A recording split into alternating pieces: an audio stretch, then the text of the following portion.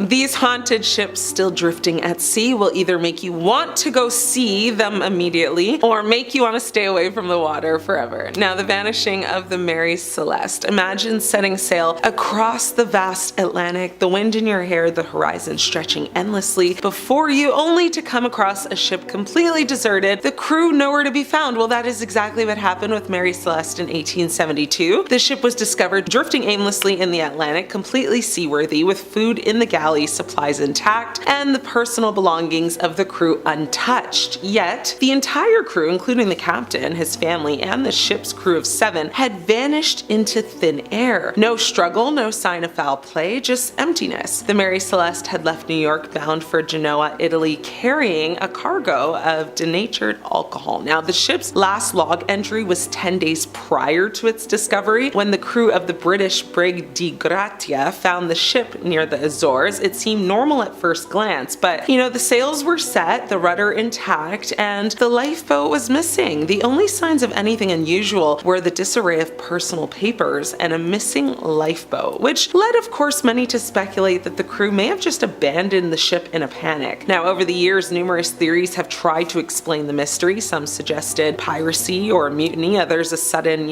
water spout or alcohol vapor explosion, even paranormal activity. Yet, despite modern investigations, no conclusive explanation has ever been found. What makes the Mary Celeste so haunting is that it wasn't drifting aimlessly in a storm or after a known disaster. It was just there, a ghost ship carrying the echo of lives that disappeared, leaving the world with a question that has baffled generations. The ghost ship of Orang Medan. Now, in the 1940s, ships sailing the treacherous waters of the Strait of Malacca began picking up a chilling radio signal. It was a distress call from a Dutch freighter named the Orang Medan. Now, the voice over the radio sent shivers down the spines of everyone listening. All officers, including the captain, passed away, lying in chart room and bridge. Now, possibly the whole crew passed away. The crew of any nearby ships immediately responded, hoping to rescue their fellow sailors, but when they arrived, what they found was far beyond their comprehension. Boarding the Medan, rescuers discovered the entire crew was in fact deceased, their faces frozen in expressions of horror, eyes wide open, as if staring at some unimaginable terror. There were no signs of injuries, no struggle, nothing to indicate what had caused this mass passing. Some investigators theorized that a hazardous chemical leak or poisonous fumes could have unalived them. Now, others whispered about a curse of paranormal forces at play. The ship itself soon caught fire under very mysterious circumstances and sank before a proper investigation could even take place, leaving literally nothing behind but,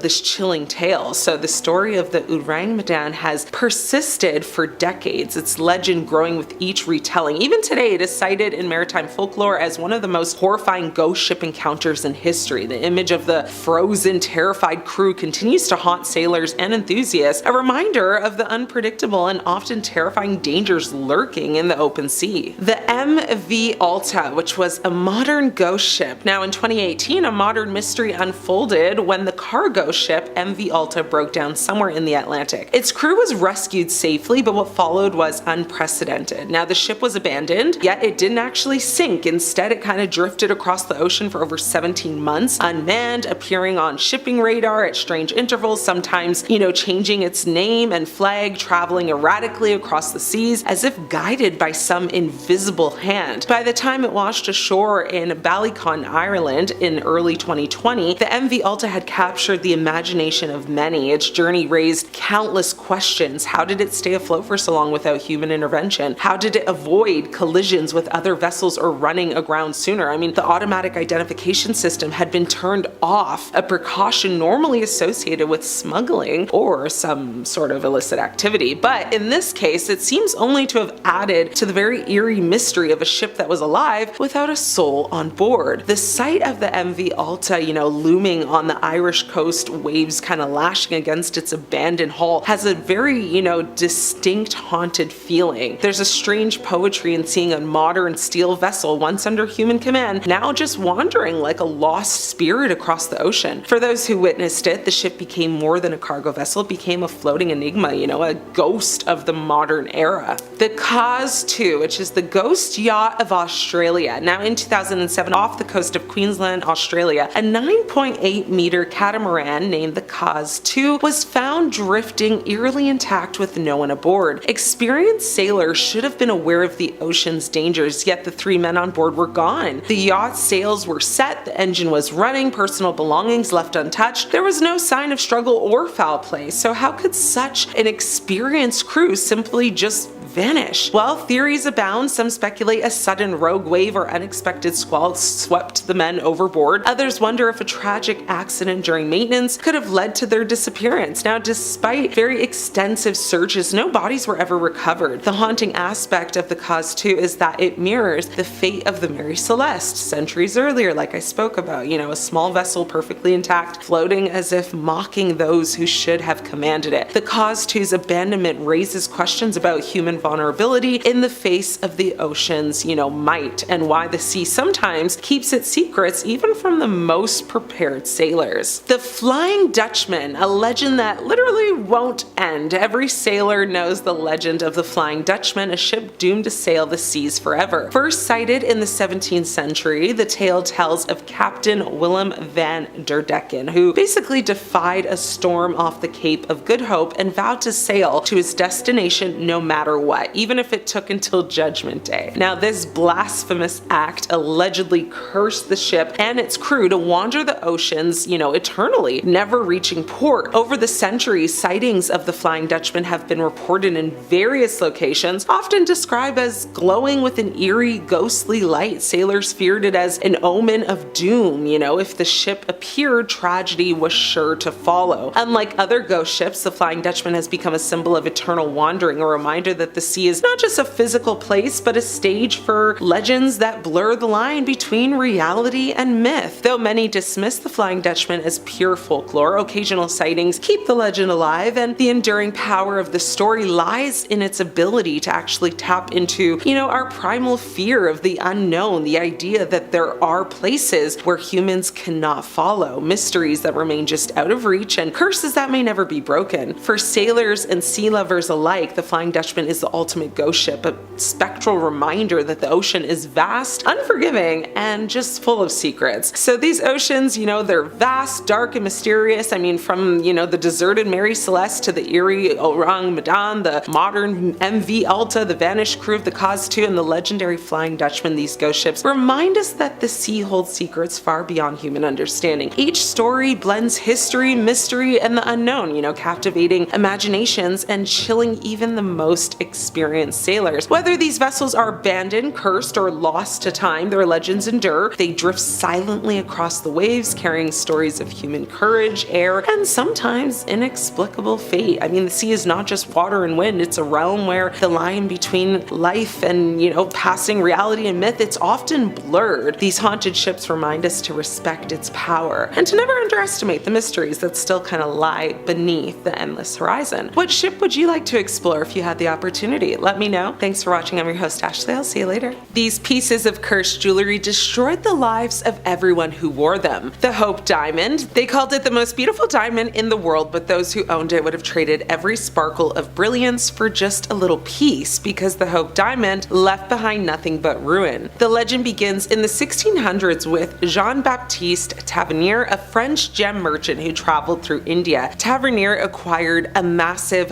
115 karat blue diamond, which, according to one chilling account, was stolen from the eye of a sacred Hindu statue of the goddess Sita. Now, local priests believed the theft desecrated the temple and the diamond was forever cursed. Tavernier sold the gem to King Louis of France. The king had it cut into a 67 karat masterpiece, renaming it the French Blue. For a time, it glittered at the height of the French wealth and power. Now, but as history would show, the price of that beauty was really bad. Fifth place, we have the Mary Celeste. Probably the most famous mystery ship on our list today is the Mary Celeste, a merchant brigantine that was found drifting in December of 1872 off the Azores with her crew of 10 nowhere to be found. The Canadian brigantine Di Grazia found her in a disheveled but seaworthy condition under partial sail and with her lifeboat missing. Now the ship was, missing a lifeboat. There were signs that something had gone wrong, and to be specific, one of its pumps was dismantled. But the ship was still seaworthy, and there was no hint as to why the crew and passengers had abandoned it. The last entry in her log was dated 10 days earlier. She had left New York City for Genoa on November 7th, and, still had plenty of provisions when she was found. Her cargo of alcohol was intact, and the captain's and crew's personal belongings were undisturbed. None of those who had been on board were ever seen or heard from ever again. Among the missing was the captain, his wife, and their very young daughter. On December 23rd of 1872, during a court hearing to try and establish just what happened, Frederick Solly Flood, who was the Attorney General of Gibraltar, ordered an examination of the Mary Celeste, which was carried out by John Austin, surveyor of shipping, with the assistance of a diver, Ricardo Puntonato. Austin noted cuts on each side of the bow, caused by a sharp instrument, and found possible traces of scarlet fluid on the captain's sword. His report emphasized that the ship did not appear to have been struck by heavy weather, citing a vial of sewing machine oil found upright in its place. Now, Austin did not acknowledge that the vial might have been replaced since the abandonment, nor did the court raise this point. Fortunato's report on the hull concluded that the ship had not been involved in a collision or run aground. A further inspection by a group of Royal Navy captains endorsed Austin's opinion that the cuts on the bow had been caused deliberately. They also discovered stains on one of the ship's rails that might have been bodily liquids, together with a deep mark possibly caused by an axe. Now, these findings strengthened Flood's suspicions that human wrongdoing, rather than natural disaster, lay behind the mystery. On January 22nd of 1873, he sent the reports to the Board of Trade in London, adding his own conclusion that the crew had got at the alcohol on board and killed the Briggs family and the ship's officers in a drunken frenzy. They had cut the bows to simulate a collision, then fled in the yawl to suffer an unknown fate. Flood thought that Morehouse and his men were hiding something, specifically that Mary Celeste had been abandoned in a more easterly location, and that the log had been doctored. He just couldn't accept that the Mary Celeste could have traveled so far while uncrewed. Now, Sir Arthur Conan Doyle, author of the Sherlock Holmes mysteries, helped make the ship famous with a short story vaguely based on the event, in which foul play explained the enigma. A 2007 theory, reported by the Smithsonian, suggests that perhaps the captain made the call to abandon ship in sight of land after the ship's pumps became fouled. Now, normally it would be unusual for a captain to abandon a seaworthy vessel, but the captain may not have been able to tell how much water the ship was taking on with the pumps broken. The ship was also slightly off course and had been battling bad weather, which may have prompted the captain to take the chance at land when he could. To this day, the crew of the mysterious vessel was never found. And despite many theories, no one can say with surety why the ship was abandoned in the first place. So the Mary Celeste sailed for 12 years after it was abandoned and finally struck the Rochelles Reef off of the coast of Haiti and became stuck there. And the ship is still there today, and the shipwreck was discovered in 2001. In fourth place, we have the Patriot. Aaron Burr, the third Vice President of the United States, is most famous for killing former Treasury Secretary Alexander Hamilton in a duel. Yeah, make all the Hamilton jokes in the comments. I will admit, I had the "pardon me, are you Aaron Burr, sir?" pop into my head when I was first reading about this particular wreck.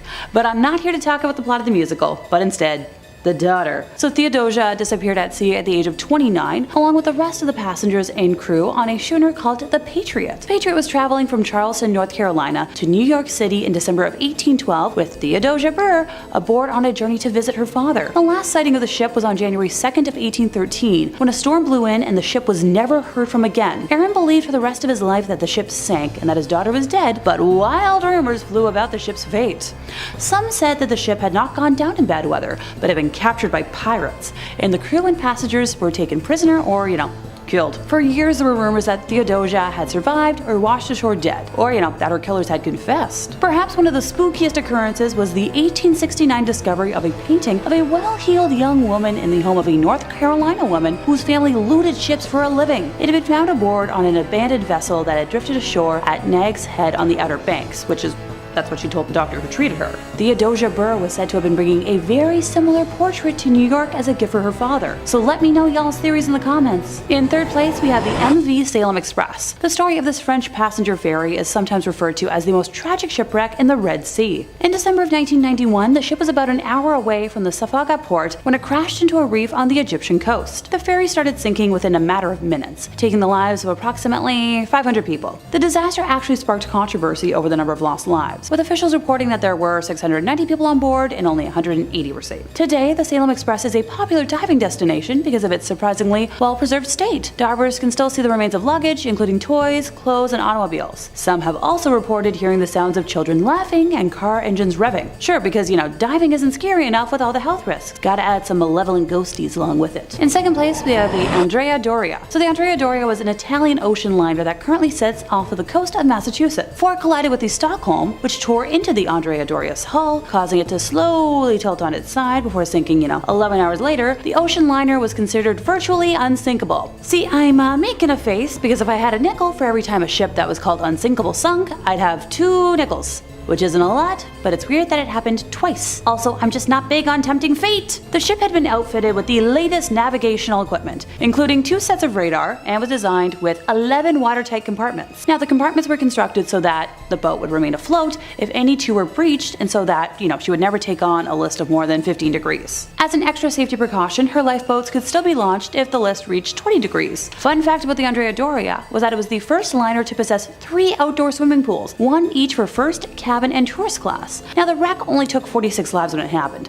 but 16 people have since died exploring the wreck. What's left is in a remote spot at the edge of the continental shelf in about 240 feet of water, and most personal effects like money are still aboard. This makes the wreck very attractive for divers, but the ship's twisting passageways have become a fatal maze for some, while others have succumbed to failed equipment or decompression sickness, which happens when divers ascend too quickly and dissolved gases bubble out of the, red fluid under the reduced pressure. And that's why, while I love the idea of learning how to scuba dive one day, you'll never find me actually doing it. A little too risky for my liking. Despite having less name recognition than the Titanic, the Italian wreck is now considered by many to be the Mount Everest of underwater exploration. Some folks simply kneel on the historic hull, while others rummage through the wreck in search of mementos, such as, China from the well-appointed cruise liner to take home and frame.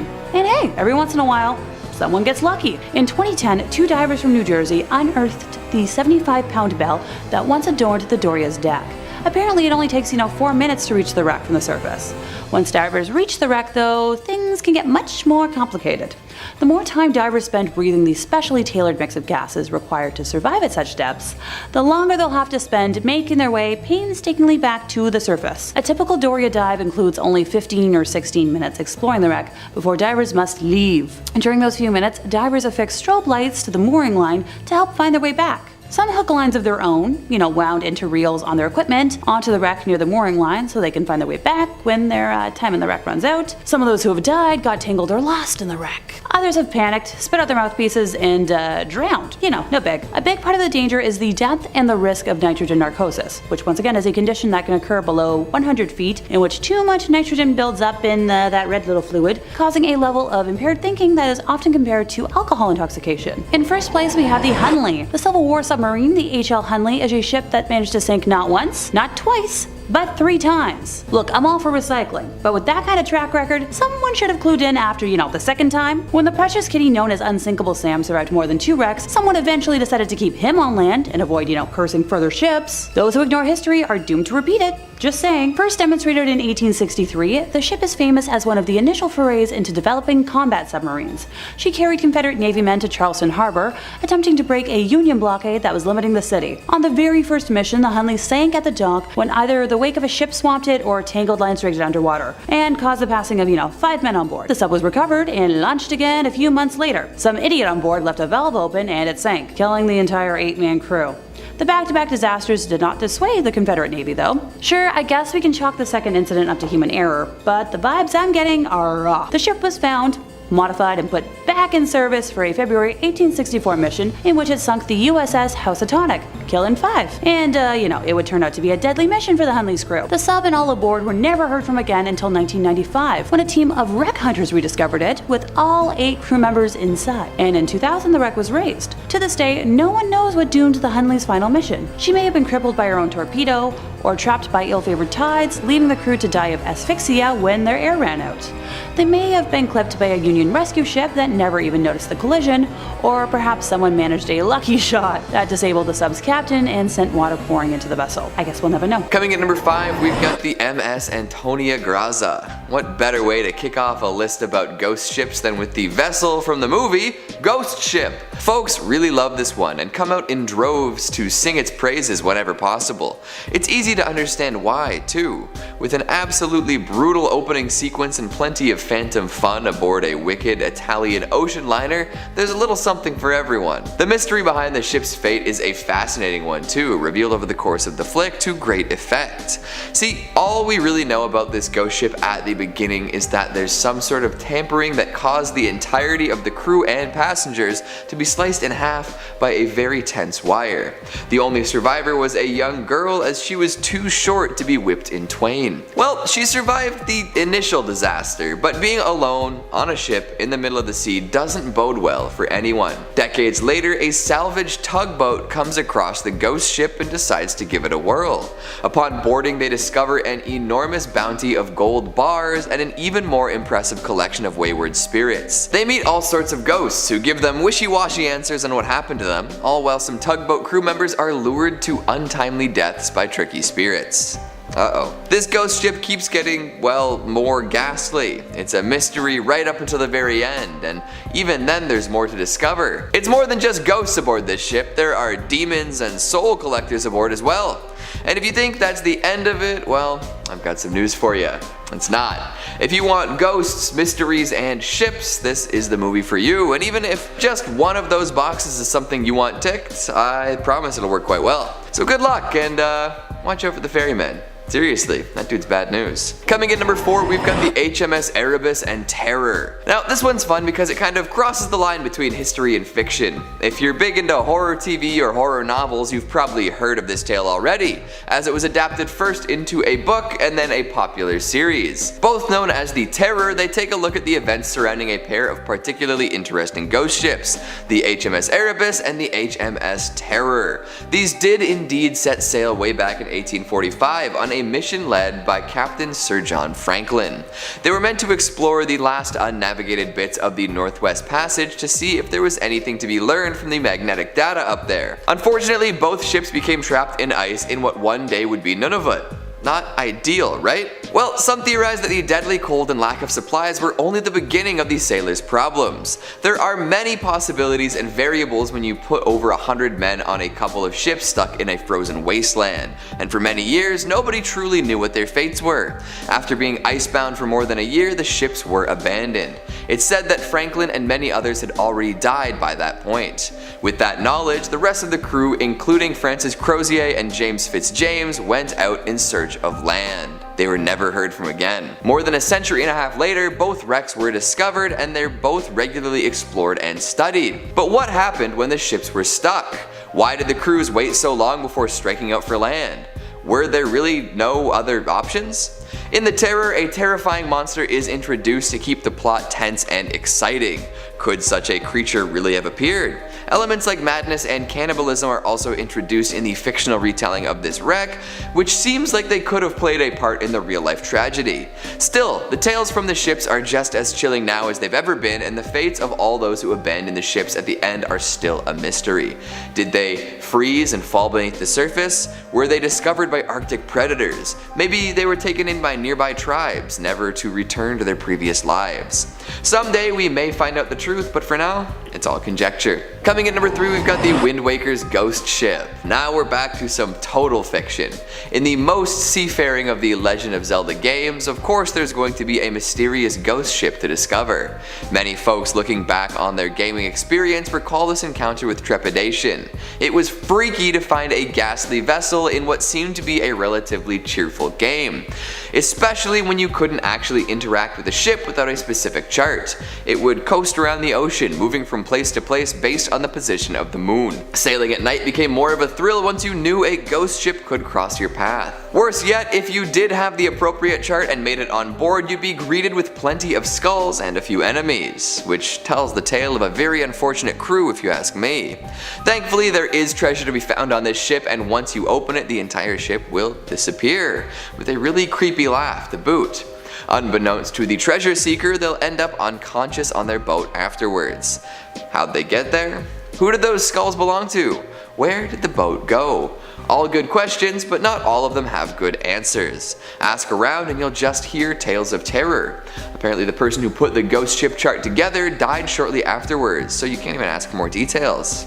Oh well, that's life. Or afterlife. Coming at number 2, we've got the SS Edmund Fitzgerald. How does that old tune go again? A favorite of dads and policy majors everywhere. Well, we're not here to discuss Gordon Lightfoot, although it is a quality segue into this topic. We're here to talk about the largest ship to ever sink on one of the Great Lakes. This monolithic masterwork full of ore was famous for playing music all the time, which would entertain those along the shores when it passed through. However, it did meet a grim fate, and the story is still quite well known today. During a pretty routine trip, a hefty storm brewed. The captain was aware of this and sent some messages relaying the issues, but never a distress signal. However, that might have been helpful, as during the voyage that ship sank and all 29 crew members perished.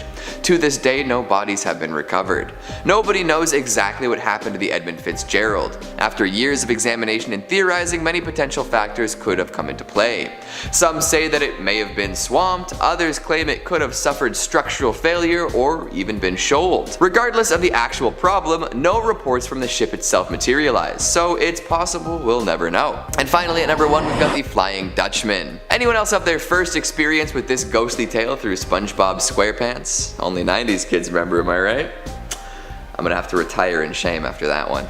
Ignoring my tacky pop culture worship, let's talk about the actual ship, not the green-tinted underwater ghost. For ages, mariners, sailors, and other water-minded folk have told tales of the vessel that can never make port. Doomed to sail the seas forever, this craft is a portent of doom.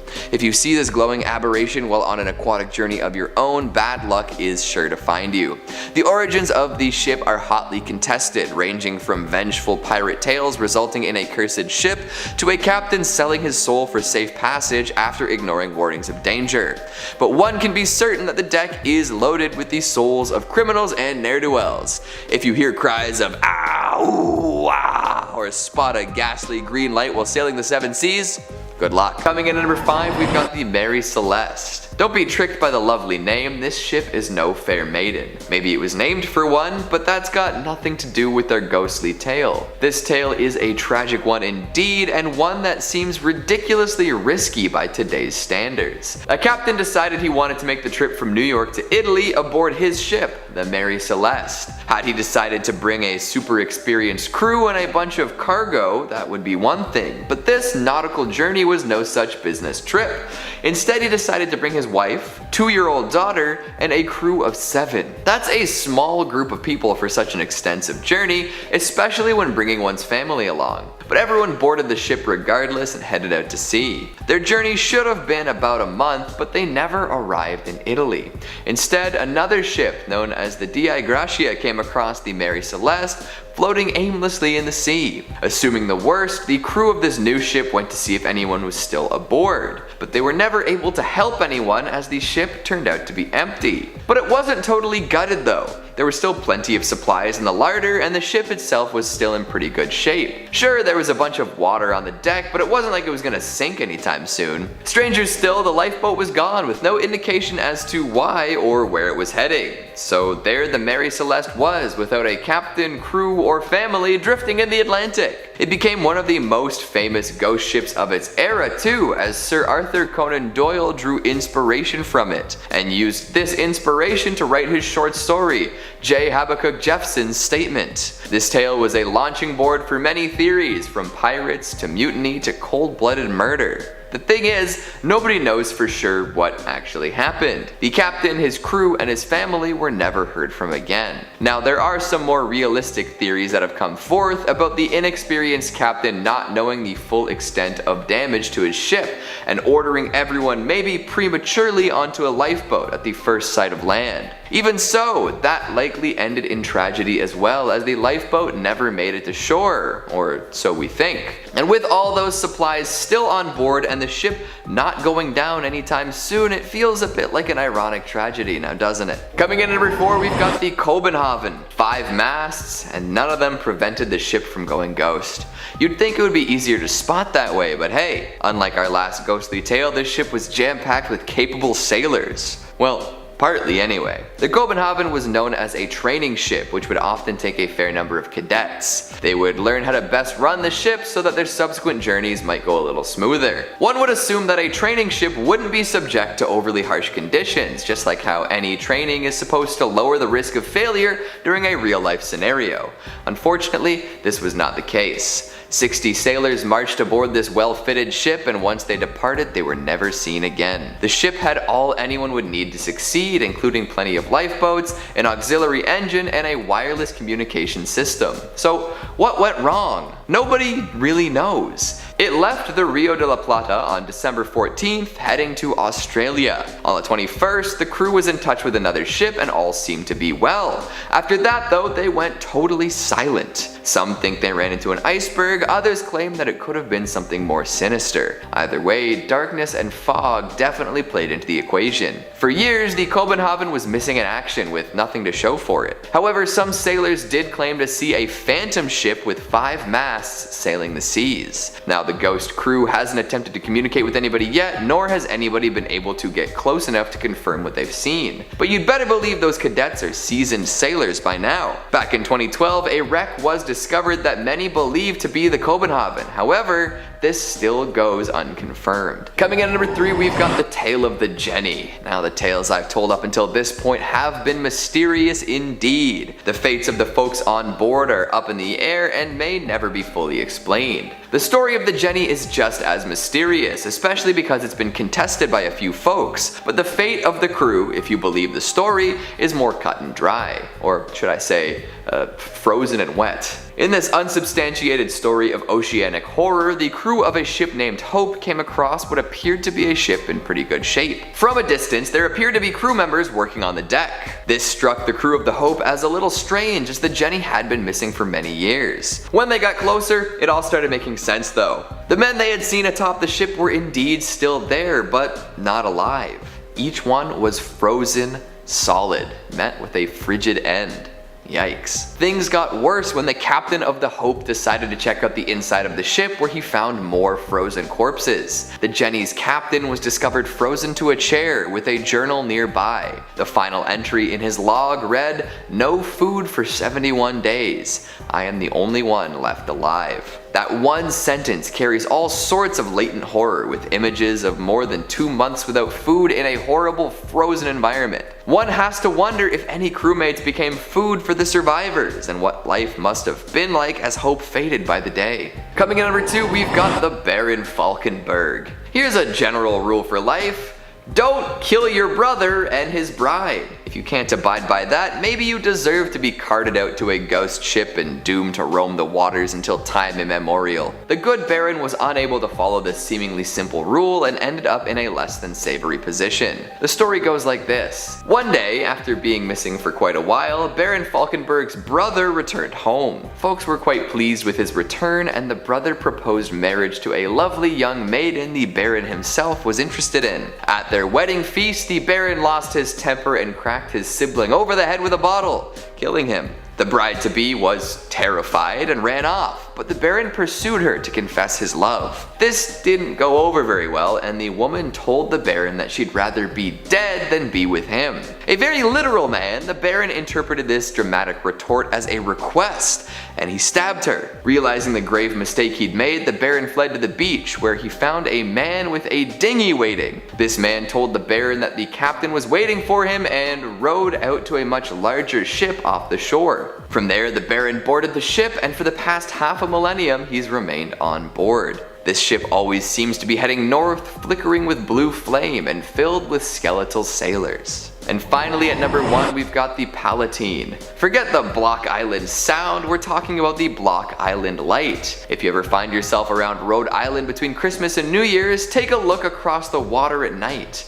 It's said you might see an old ship blazing against the darkness. There are many stories about where this ship came from, and none have been officially confirmed. Some say that the crew had come down with a terrible illness and the captain would not let them go to shore. Others say that folks from Rhode Island lured the ship to the shoals in order to take what they could from it, killing the remaining passengers. And then there's the alternate version where the locals actually rescued the folks on board and nursed them back to health. So why is the ship on fire in the ghostly apparitions then? Well, apparently a woman was left on the island by the ship and eventually came to be known as a witch. She got her revenge on the vessel by imagining it on fire and cursing it for leaving her alone. This idea became more popular, and now the story involves a flaming ship. Number 4. The Jenny. Way back in the era of exploration, when ships sailed across the sea, the South Pole was one of the most treacherous passes an explorer could make, and countless sailors sailed their last expedition around the Antarctic. One such ship is a small schooner called the Jenny. Now, we really don't know much about this ship, the purpose of its original mission,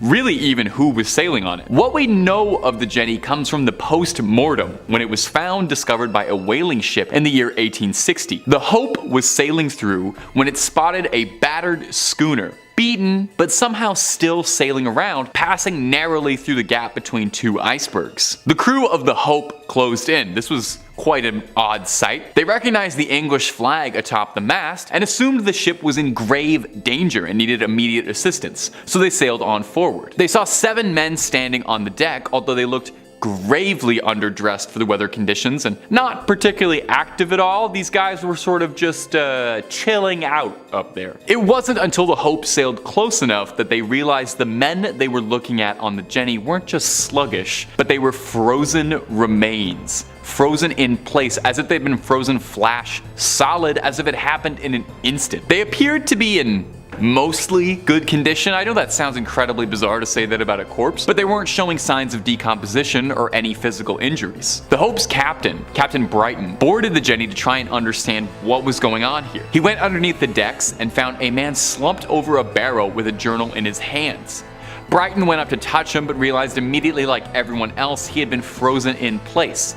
So he pried the journal from his cold, dead hands and read the last chilling entry. Chilling. I didn't even mean to say that. That was a little pun. That's what my comedy degree paid for. May 4th, 1823. No food for 71 days. I am the last one alive. If the log was to be believed, then that would mean the crew had been sailing as corpses aimlessly for decades, as if not a day had passed. Captain Brighton took the journal home with him to return one day. And tragically, the wife of the Jenny's captain was found dead in the bedroom cabin alongside the ship's dog. The Hope sailed off with nothing more than the journal and left the Jenny floating across the frozen water, where she may still be to this day, or perhaps she's plunged deep beneath the water. Wherever she is, I hope those men found some peace and hopefully some food. Number 3. The Orang Medan. That's a fun name. In the 1940s, there was a widespread story about a ship named the SS Orang Medan that had exploded near Indonesia, and its entire crew was found dead under mysterious circumstances. That's a pretty good ghost story. And like any good ghost story, there's a number of variants depending on who's heard what. Some claim that the Medan was attacked by a boarding party of rabid pirates, modern-day buccaneers. Others claim that it was smuggling dangerous secret chemicals that poisoned the crew and caused the ship to explode.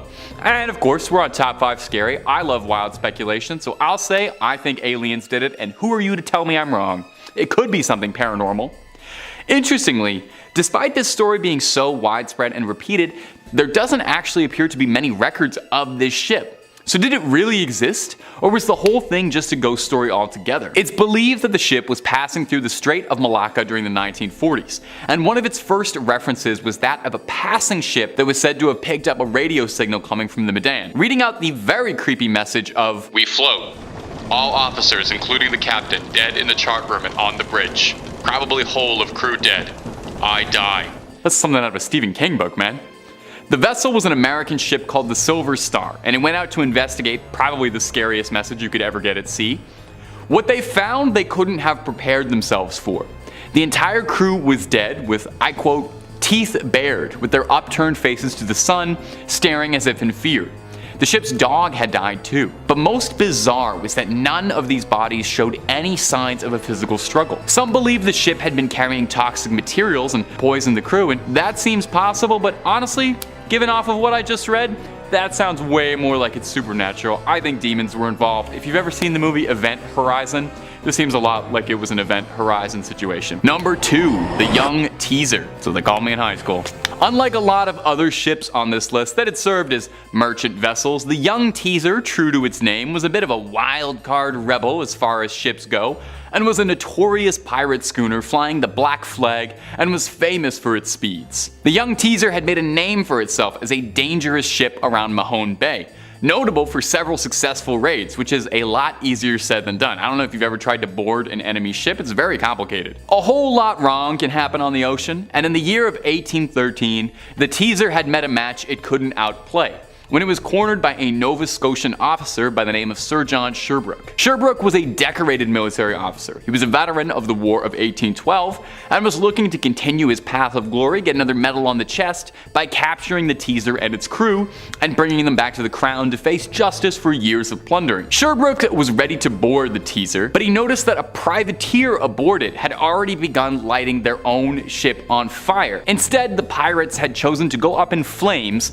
rather than face the noose back in England. Now, a pirate choosing death before capture isn't the most wild story. I'd wager a lot more pirates did that than Jack Sparrow would have you believe, but it's how the Teaser's legacy carries on that gives it a spot on this list.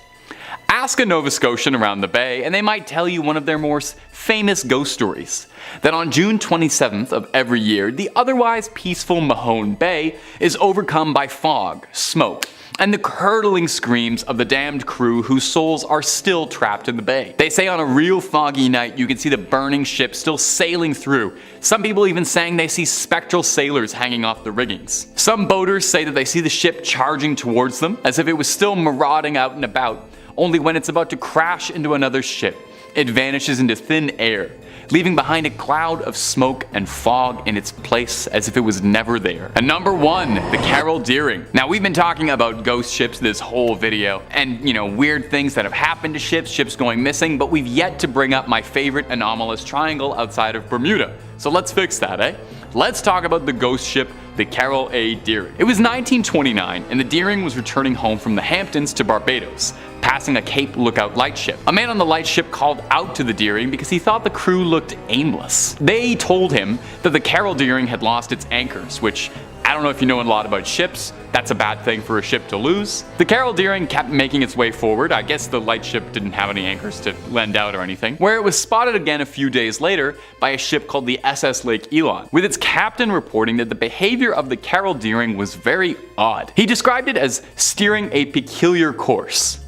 And that would be the last time anyone saw the crew of the Carol Deering alive. 2 days later, the Carol Deering was discovered by the Coast Guard washed up on a nearby shore. The ship was missing its lifeboats and the decks were flooded.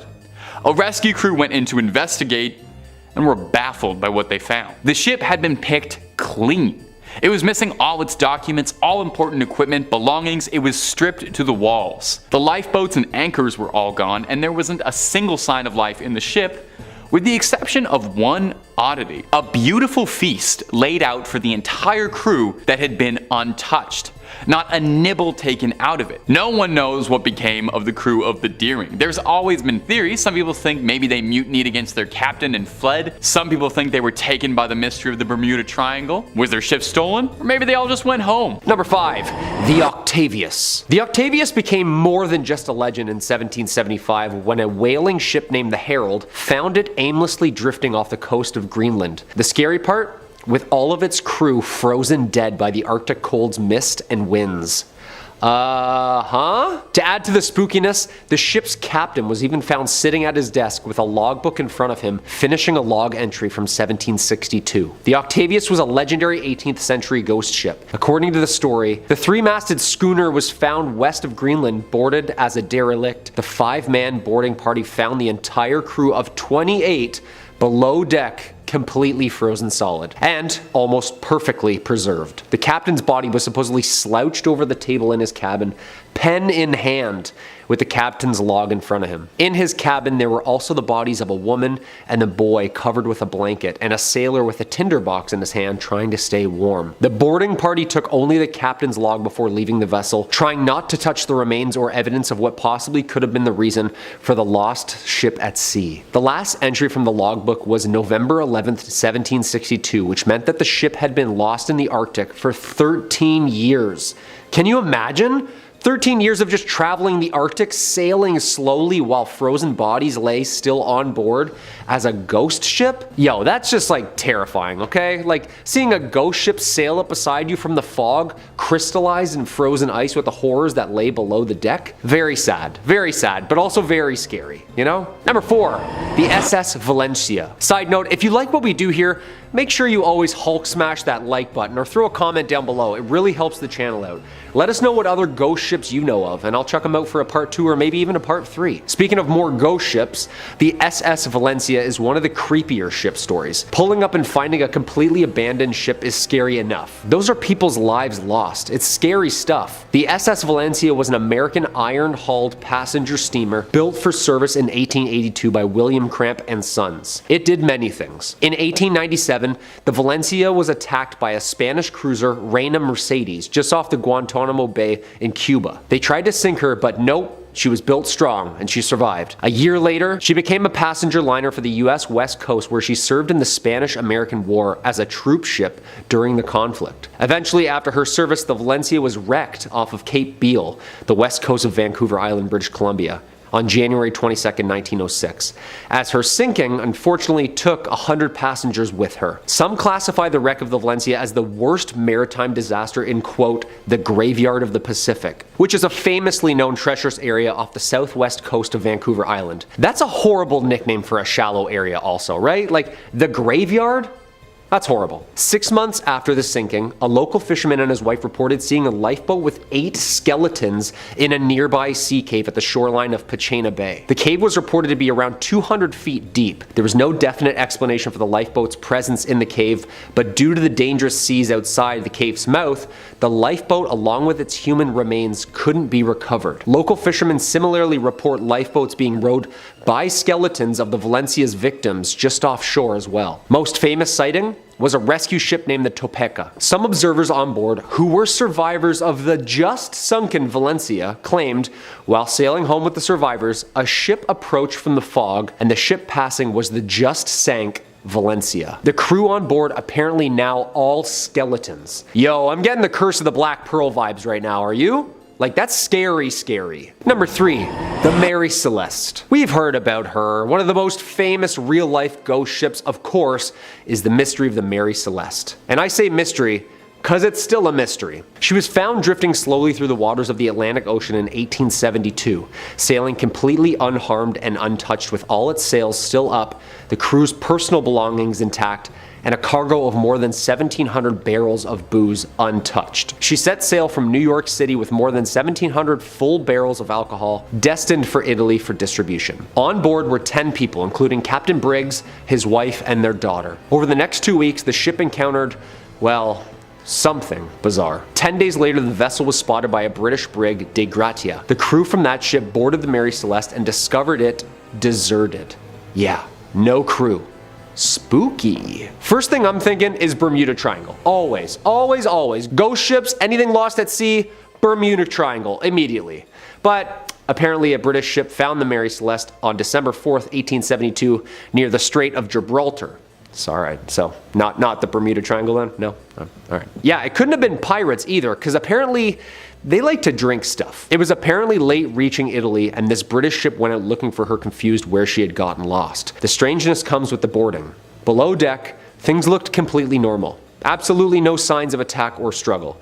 The only things missing were one lifeboat and the captain's logbook, and most importantly, the entire crew. Theories of crew mutiny, weather phenomenons like giant water spouts, or even consumption of poisonous foods came into play. After passing Santa Maria Island, the Azores, on November 25th, 1872, there were no more entries.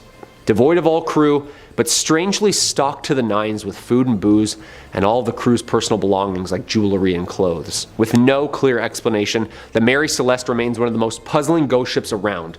They still have no idea what happened to those people. After the salvage hearings, Mary Celeste continued in service under new owners, but in 1885, her captain deliberately wrecked her off the coast of Haiti as part of an attempted insurance fraud. Number 2.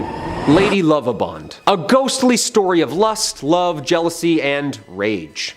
The dark history of this haunted love boat. In 1748, the day before Valentine's Day, it was set to sail as a celebration of the ship's captain's wedding. On February 13th, 1748, the ship contained by the newly married Simon Peel was carrying his new wife Annetta and their wedding guests from London to Oporto, Portugal. Unknown to the captain, his first mate Rivers was also in love with Annetta, and in a fit of insane jealousy, seized the helm after murdering the helmsman and deliberately steered the ship towards the Goodwin Sands, where it ran aground, cracking the ship in half and unfortunately drowning everybody on board. And there, the story might have ended, had it not been witnessed for all the claims to have seen the ghostly ship appear every 50 years. Some of them even passing close enough to hear the sounds of celebration. Apparently on the 13th of February, the Edenbridge spots Lady Lovabond's ship exactly 50 years later. It was reported seen by ship captain James Westlake, and according to his testimony, he almost collided with the ship before he could finally turn the steering wheel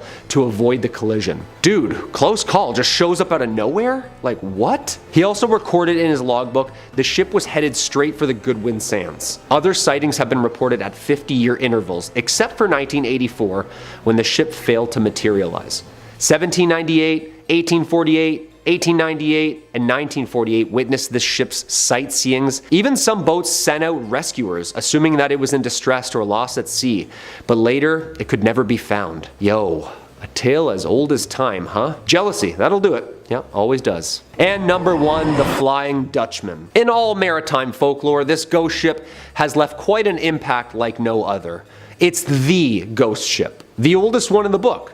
Well, maybe not the oldest, but definitely the most prolific and well known. The Pirates of the Caribbean, the Dead Man's Chest is literally the story of this. The legend, Vanderdecken, the captain, is on his way towards the East Indies with the confidence and determination. He tried to steer his ship through the horrid weather conditions of the Cape of the Good Hope, but failed miserably. Even after, of course, vowing to drift until his own demise, you see, he apparently signed a little deal with you-know-who. He swore that he would succeed through the perils of waves even if he had to sail until his judgment day. The devil apparently heard his oath and took him up on it, and now the Dutchman is condemned to stay at sea forever. Legend says that since then, they have been cursed to sail the oceans for eternity. To this day, hundreds of fishermen and sailors from the deep sea have claimed to have even witnessed the Flying Dutchman, continuing its never-ending voyage across never-ending waters. The most famous sightings, I would say, is that of Prince George V of Wales. He was on a 3-year voyage in 1880 with his older brother Prince Albert of Wales and their tutor. The prince's log records say the following for the pre-dawn hours of July 11, 1881 near Australia. Quote, 4 a.m. The Flying Dutchman crossed our bows. A strange red light as a phantom ship glow, which lights the masts, spars, and sails of a brig 200 yards distant as she came up on the port bow, but on arriving there was no vestige or nor any sign whatever of a material ship. Seen right away to the horizon, 13 persons altogether saw her. That's a prince writing, so yeah, that's pretty good source material, I'd say. This is horrific. Imagine a ghost ship faded by red light pulling up towards your ship in the middle of the night, then just cruises on by.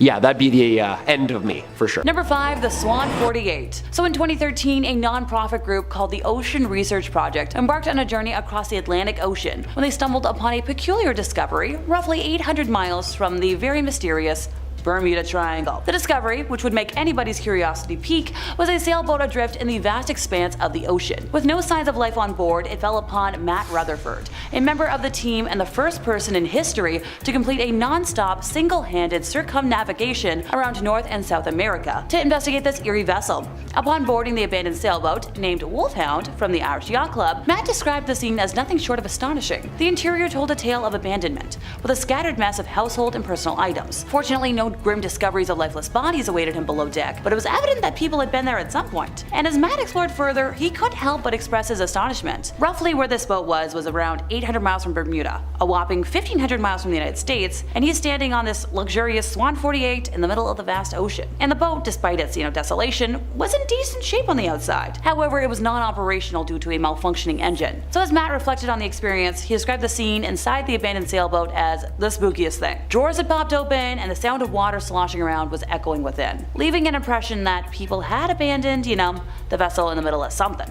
I don't know what, but something. This discovery led to an incredible endeavor for Matt and his crew. Despite their own boat being 6 feet shorter, they decided to tow the 48-foot vessel across the ocean. This undertaking extended over the next 47 days, a relentless effort that pushed them to haggle with a passing freighter for some much-needed fuel. Alas, their own boat's engine gave in to the strain, forcing them to reluctantly release the vessel they were towing. Hey, they tried. A for effort. The ship's abandonment was estimated to have occurred 9 weeks before its discovery, a testament to the durability of those vessels left to their own devices in the unpredictable ocean. It turned out that the boat had been owned by Alan McGettian and his crew, who had fallen on hard times when they lost battery power, followed by engine failure, rendering the vessel without communications or navigation systems for 8 days. Fortunately, their own ordeal was cut short when they were rescued by a passing cargo ship. Number 4, the Rosalie or Rossini. So the mysteries of the Bermuda Triangle have long captivated the human imagination, and tales of ghost ships drifting aimlessly in mysterious waters only add to the intrigue. So this story, dating back to August 3rd of 1840, involves the Rosalie, a large French ship that was bound from Hamburg to Havana. According to reports from the London Times on November 6th of 1840, the Rosalie was discovered as an abandoned ship with no apparent explanation. But what makes this story even more bewildering is the lack of any evident damage. Most of its sails were set, and its valuable cargo, comprising of wines, fruits, silk, and more, remained in, impeccable condition. The captain's papers were found securely in their designated place, and there was no indication of a leak. The only living creatures aboard were a cat, some fowls, and several half-starved canaries. The officers' and passengers' cabins were lavishly furnished, and personal belongings, including women's clothing, lay scattered about. And yet, not a single human soul was found to be on board. Now this vessel, the Rosalie, was large and newly built, and it was evident that it had been deserted only recently. The cargo also included several bales of goods destined for various merchants. Now, the enigma deepens when we consider the lack of definitive historical records or archives confirming the incident involving the Rosalie. The British Maritime Museum's records indicate that a ship by that name was indeed built in 1838 with a displacement of 222 tons.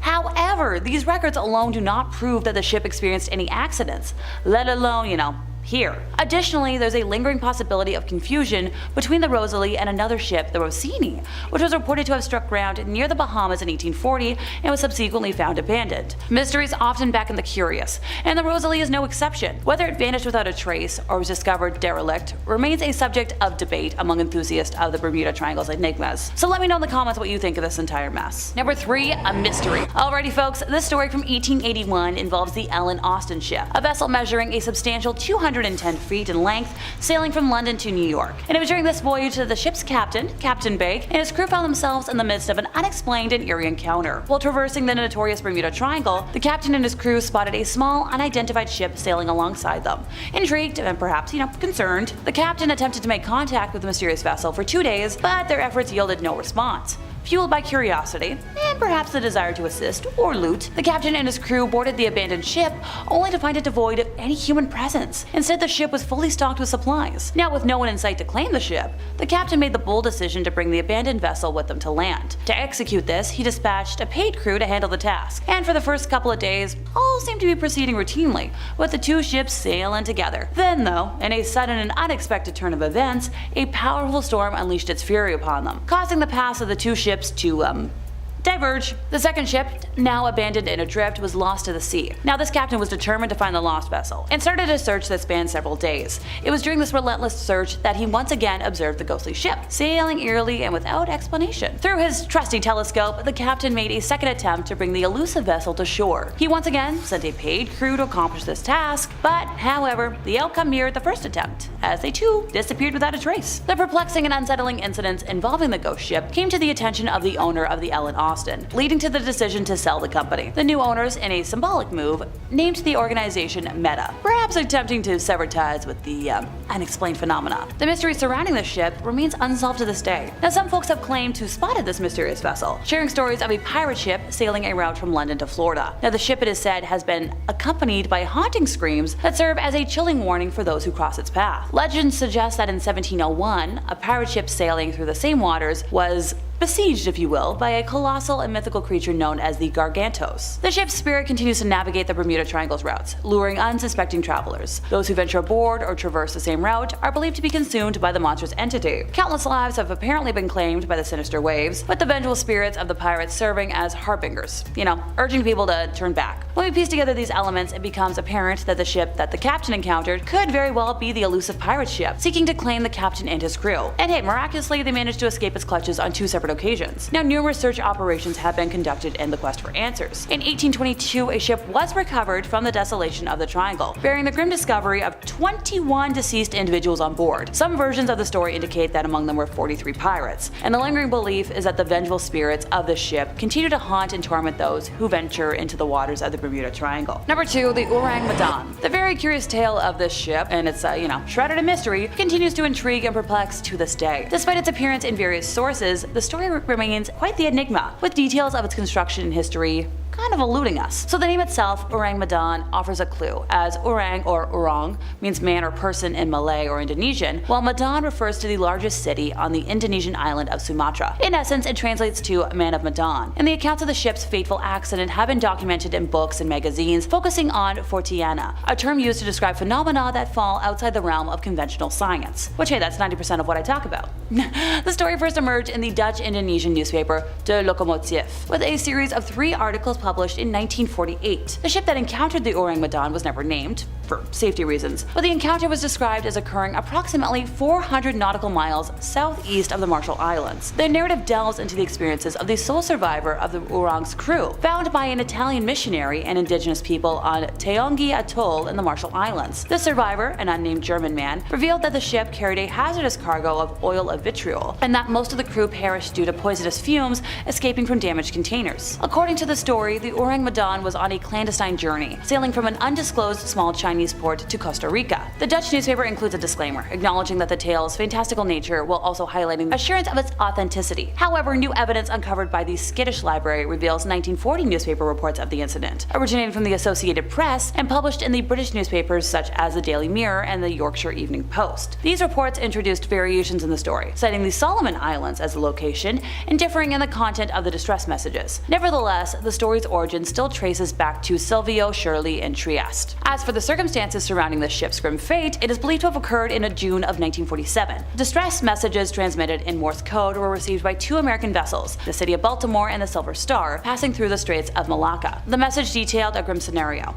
SOS from Orang Medan we float. All officers, including the captain, dead in chart room and on the bridge. Probably the whole of the crew dead. The ominous message continued with, I die. Following this transmission, all communication ceased. When the Silver Star's crew reached the Orang Medan in an attempt to render aid, they encountered a chilling scene. The ship, seemingly undamaged, was filled with lifeless bodies, including the corpse of a dog. The deceased were sprawled on their backs, their faces etched with expressions of fear, their mouths open, and their eyes frozen in a stare. These eerie caricatures of death sent shivers down the spines of those who made the discovery. Astonishingly, no survivors were found, and there were no visible signs of injury on the lifeless crew members. The attempt to tow the boat to a nearby port was abruptly halted when a fire erupted in the ship's cargo hold. This unexpected blaze forced the boarding party to evacuate hastily, leaving the ship behind. Ultimately, the ship met its explosive end, sinking into the depths of the unknown waters. Number 1. Not just old wives' tales. Alrighty folks, we've officially made it to the most recent incident on today's list. In July of 2015, 2 young boys, Austin Stefanos and Perry Cohen,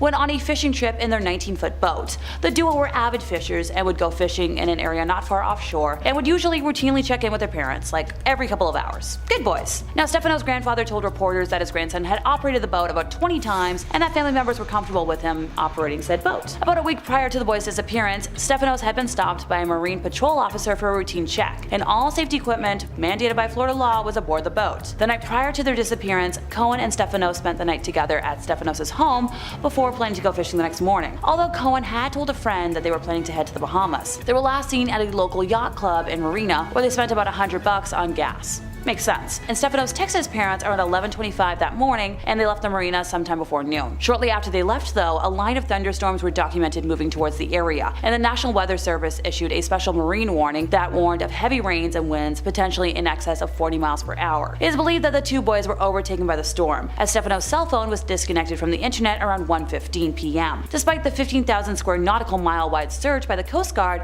the pair's boat was found a year later off the coast of Bermuda, and the boys were never seen again.